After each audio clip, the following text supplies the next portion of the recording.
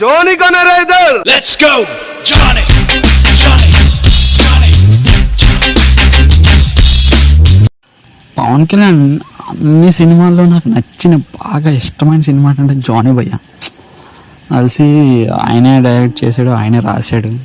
అన్ని సినిమాల కన్నా జానీ సినిమా చాలా డిఫరెంట్గా ఉంటుంది మన కలిసి. అది ఫ్లాప్ అయినా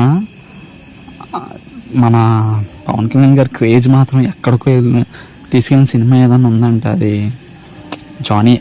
తెలిసి ఇప్పటికీ జానీ లాంటి సినిమా ఏది నేనైతే చూడలేదు. చాలా సినిమాలు వచ్చాయి కానీ జానీ అంటే జానీయే.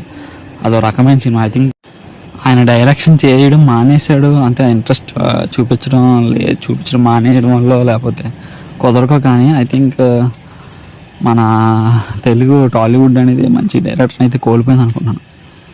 నాకు ఆయన అది అవుతుందో తెలియదు కానీ నాకున్న కోరిక ఏంటంటే ఎప్పుడైనా మన పవన్ కళ్యాణ్ సార్ మళ్ళీ ఒకసారి కథను రాసి ఆయన కానీ వేరే వాళ్ళు కానీ డైరెక్ట్ చేస్తే మాత్రం వేరే లెవెల్ ఉంటుంది.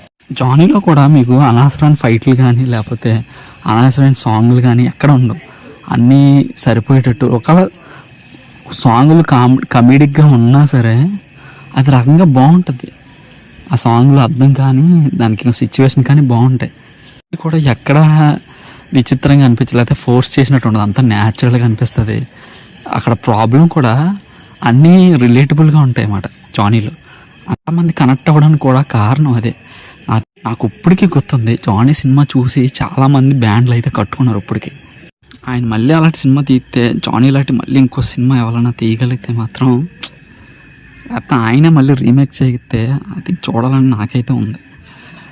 ఇంకా మాట్లాడదాం. సబ్స్క్రైబ్ చేయండి, లైక్ చేయండి, షేర్ చేయండి. Thank you friends.